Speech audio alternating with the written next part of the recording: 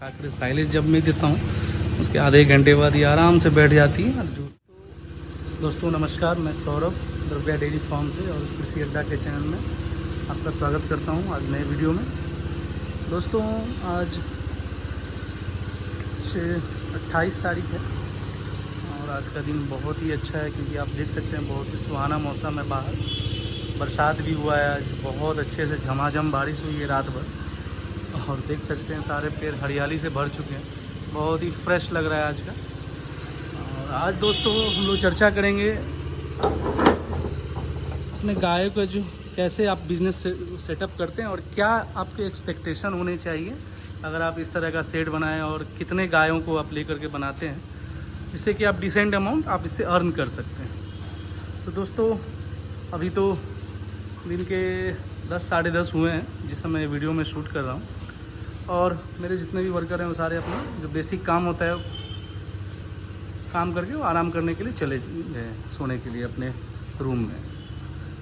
तो दोस्तों जैसा देख सकते हैं अभी तो हमने अभी इनको साइलेज दिया है जो सुबह 4 बजे हमने इनको खाना दिया था 4:30 बजे।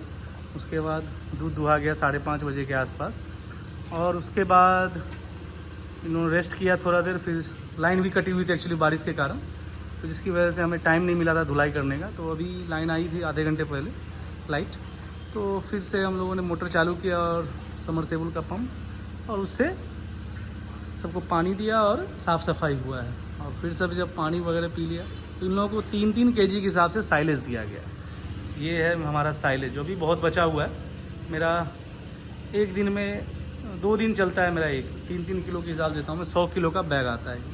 देख सकते हैं अभी वही खा रही हैं, तो फिर ये आराम करने के लिए बैठ जाएंगी। इसके बाद इनका रेस्ट का टाइम हो जाएगा।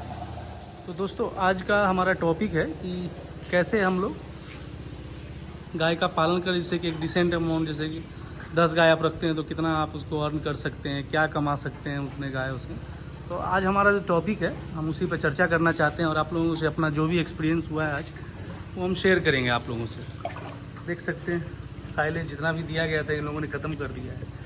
तो हम लोग इसमें बात करेंगे हमारा फीड कॉस्ट क्या है, एक गाय पे कितना हम लोग खर्च कर रहे हैं, और जो हमारी मिल्किंग गाय हाई मिल्किंग गाय है जो 20 लीटर से ऊपर देती है उसका क्या हम लोग फीड देते हैं और क्या उनका एक्सपेंस आता है। सारा चीज़ आज हम लोग चर्चा करेंगे अपने इस वीडियो में। और तो शुरू करते हैं। आपको सबसे पहले देखिए, अगर आप 10 गाय से शुरू करना चाहते हैं आप शुरू कर सकते हैं 4 गाय से भी, 5 गाय से भी। तो उसके लिए सबसे आपको चाहिए शेड। तो शेड आप अपने हिसाब से बना सकते हैं। ये थोड़ा सा मैंने परमानेंट हिसाब से बनाया है ताकि यहाँ पे अगर मैं चाहूँ तो 30 गाय भी रख सकता हूँ। जिस तरह से मैंने बनाया है ये, यहाँ पे 30 गाय आसानी से रह सकती हैं यहाँ पे।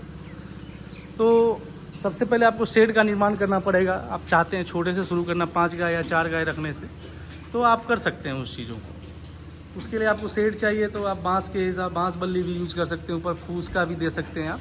पर क्या है ना, उसमें एक प्रॉब्लम जो हर 1-2 साल पे आपको उसको चेंज करना पड़ेगा, देखना पड़ेगा।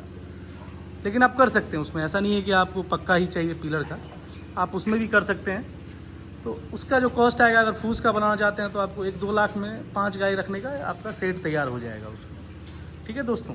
तो उसके बाद आप गाय खरीदते हैं तो गाय का जो भी एवरेज कॉस्ट आ रहा है, जो 15 लीटर के आसपास दूध देती है, वो 35 तो नहीं रहता है, 40 के हिसाब से 40 से 50 के बीच में एक अच्छी नस्ल की गाय आपको मिल जाएगी।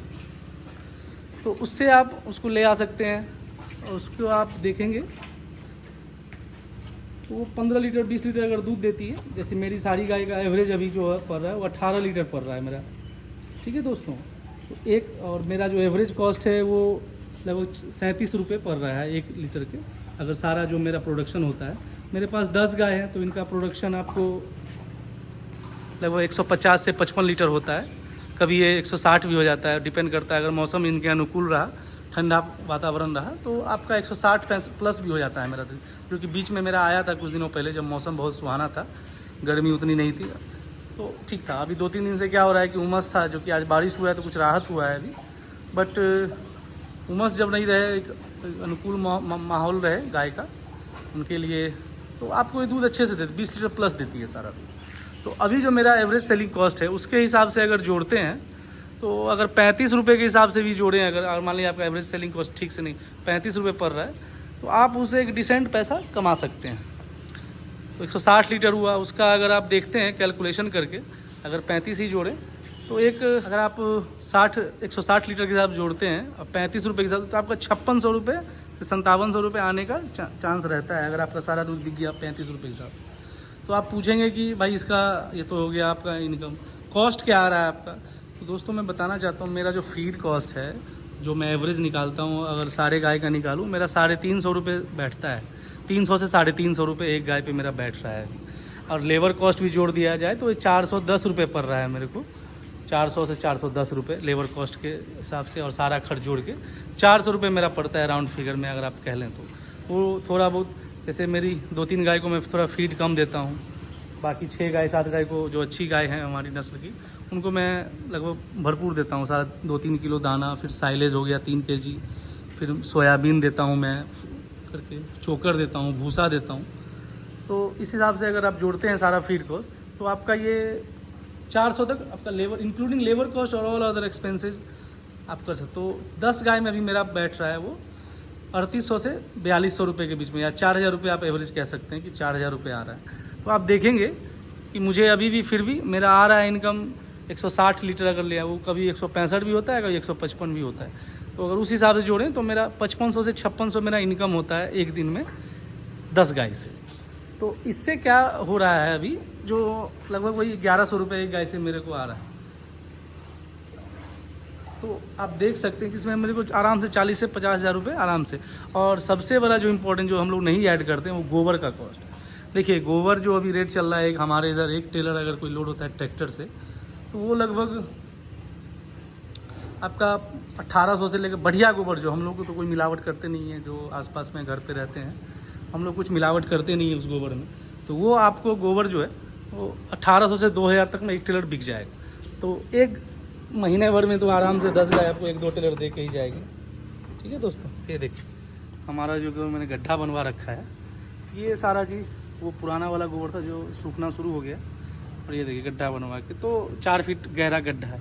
तो इसका भी इनकम अगर जोड़ें तो एक आपको आराम से महीने का, आप 10 गाय में एक गाय से 4000 से 5000 रुपये कमा सकते हैं आराम से, जो कि एक डिसेंट अमाउंट है। अगर आप 20 गाय रखते हैं तो वही आपका 1 लाख रुपये तक जा सकता है, बशर्ते कि आप फीड पे कंट्रोल रखें, फीड कॉस्ट को ठीक रखें, तो आपका वो मैनेज हो सकता है। तो ये तो मैंने बताया आपको कि मेरा जो क्या आ रहा है और क्या आप इससे अर्न कर सकते हैं। दूसरा एक इम्पॉर्टेंट पार्ट है आपका, जब कोई गाय बच्चा देती है, उसके 3 से 4 महीने तक वो लगभग ठीक ठाक दूध देती है, उसके बाद 4-5वें महीने से इसका धीरे धीरे कम होना शुरू हो जाता है।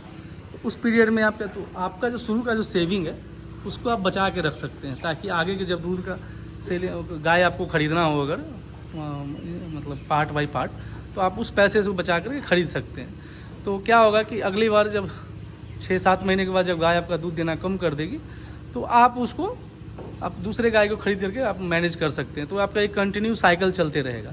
तो सबसे पहले आपको डिसाइड करना है कितने गाय से शुरू करना है, और एवरेज जो बढ़िया फीड आप अगर देते हैं आप, तो आपको 300 से 350 रुपये जाएगा ही कॉस्ट।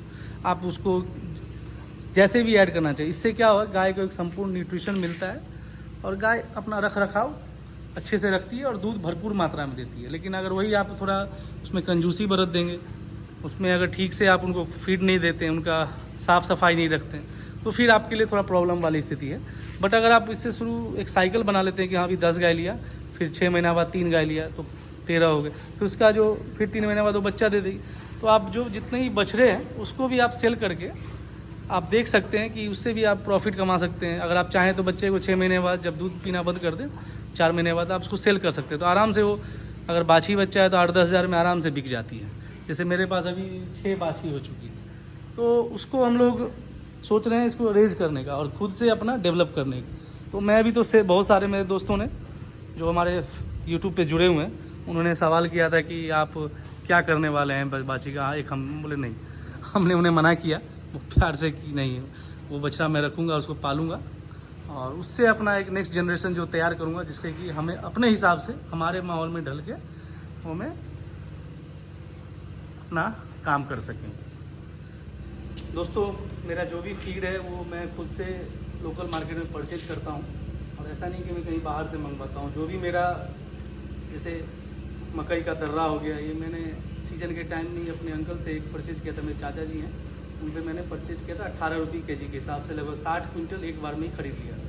हाँ, उसमें आपको ये ध्यान रखना पड़ेगा कि उसमें कीड़े नहीं लगे, उसके लिए आपको थोड़ा बहुत स्प्रे करना पड़ेगा और बढ़िया से सूखा हुआ होना चाहिए।